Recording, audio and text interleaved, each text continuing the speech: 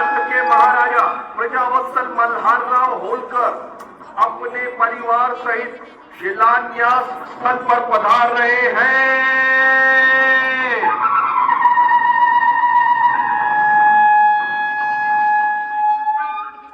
आज की शिलान्यास विधि रानी साहिबा के शुभ हाथों से होगी पंडित जी।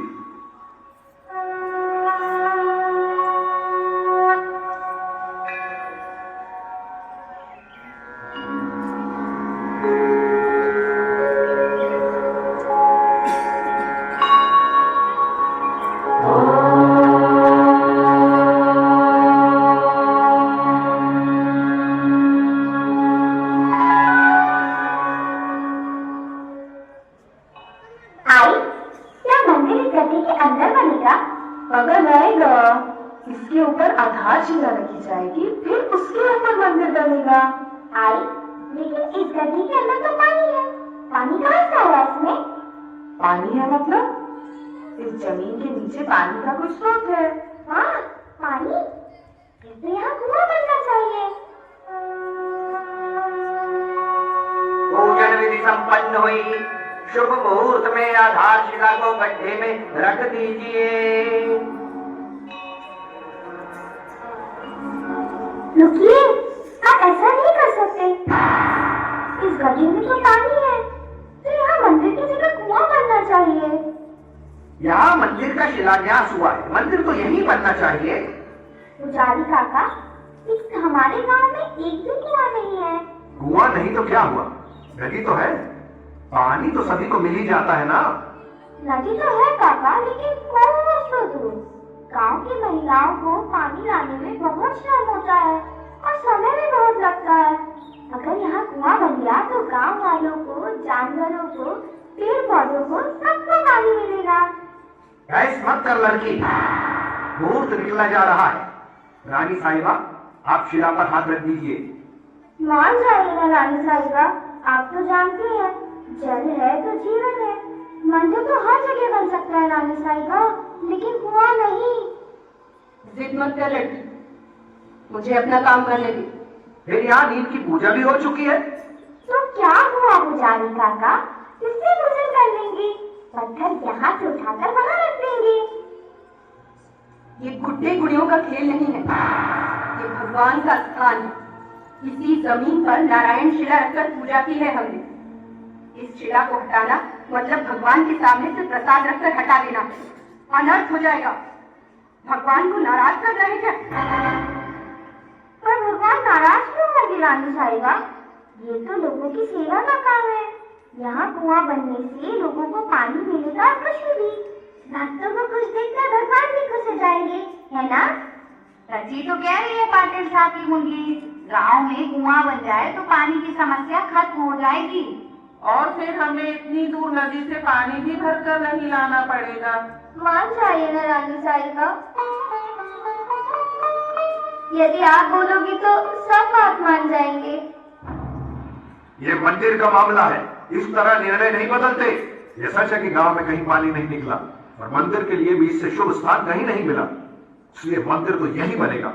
अपनी सुविधा के लिए हम ईश्वर का निरादर नहीं कर सकते। निरादर कैसा सरपंच काका?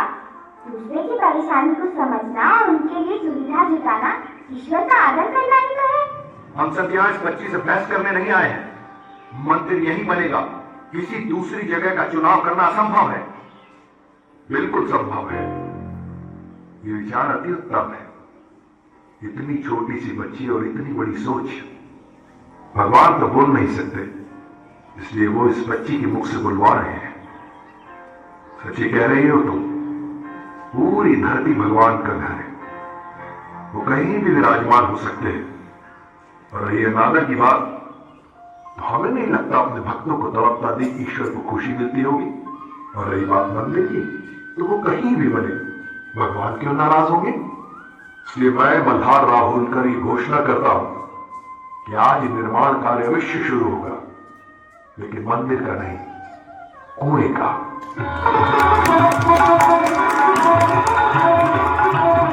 महाराज मल्हारराव की, महाराज मल्हारराव की, महाराज मल्हारराव की।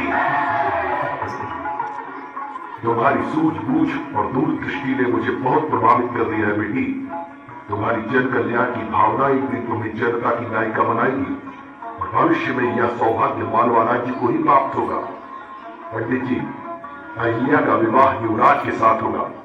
मुहूर्त निकाला जाए।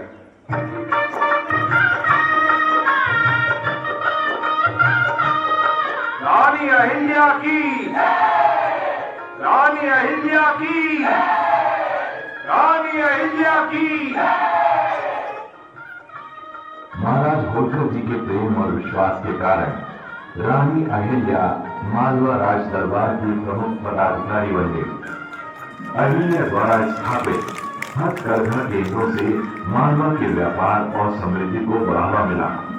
जनता और राज दरबार दोनों में अहिल्या की लोकप्रियता बढ़ गई। वो संपूर्ण मालवा वासियों के दिलों में राज करने लगी।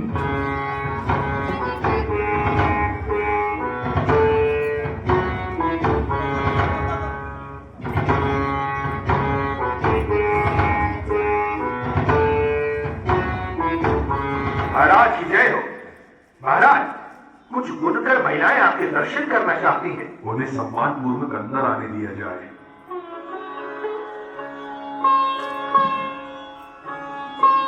महाराज की जय हो। महाराज, हम आपको कुछ भेंट देना चाहते हैं। महाराज, हमारा सौभाग्य है जो आपने इसे स्वीकार किया। वाह, इतनी सुंदर साड़ियां हमने कार्यशाला में अपने हाथों से बनाई है महाराज। कार्यशाला में? हथकरघा उद्योग चलाकर छोटी रानी जी ने हम पर बहुत उपकार किया है। 2 वर्ष पहले मेरे पति की मृत्यु हो गई थी। हमारा परिवार दाने दाने के लिए तरसने लगा था, लेकिन हथकरघा ने थाली को सहारा दे दिया। अब हम घी लगाकर रोटी खाने लगे हैं महाराज। आजीविका का साधन मिलने से हमारे परिवार में शांति और खुशहाली आई है। धागों के ताले बानों ने हमारी उलझन को सुलझा दिया है महाराज। हमारा जीवन हरा भरा हो गया। प्रजा का सुखी राजा की सबसे बड़ी सफलता है। महाराज, छोटी रानी जी दया की देवी है, कला की पारखी है, गुणों की खान है और हमारे लिए वरदान है। नहीं नहीं, ये सब तो बाबा साहब के आशीर्वाद का फल है। जीती रहो अहिल्या। मालवा में चारों ओर सुख और समृद्धि की बातें सुनकर मुझे लगता है कि हमें अपने राज्य की सीमाओं को चारों ओर फैलाना शुरू कर देना चाहिए। तुम्हारी इस संबंध में क्या राय है अहिल्या? राज्य के आर्थिक विकास का सबसे बड़ा साधन व्यापार ही होता है।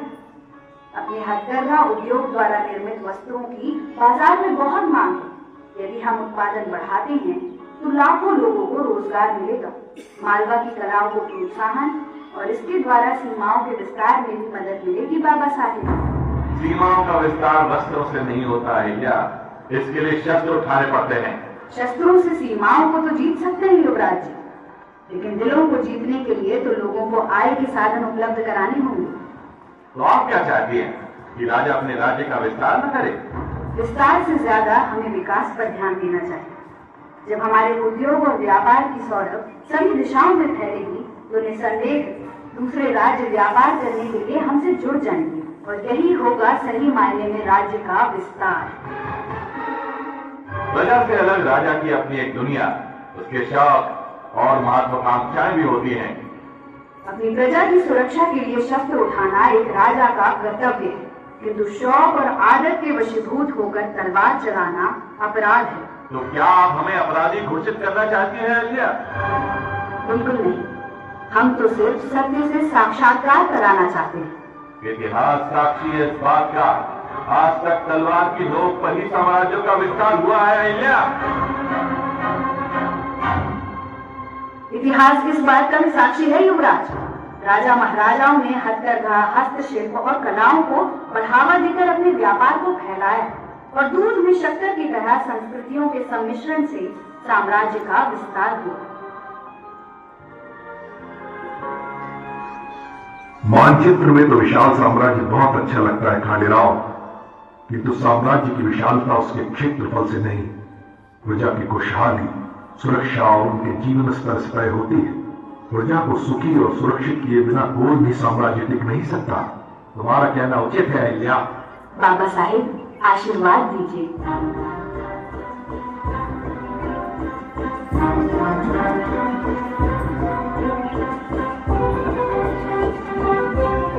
मैं अहिल्याबाई बोलकर ये संकल्प लेती हूँ, वस्त्रों के इस इतिहास को पुनर्जीवित करूंगी और अपने मालवा प्रांत की संस्कृति और कलाओं का संरक्षण एवं संवर्धन करूंगी।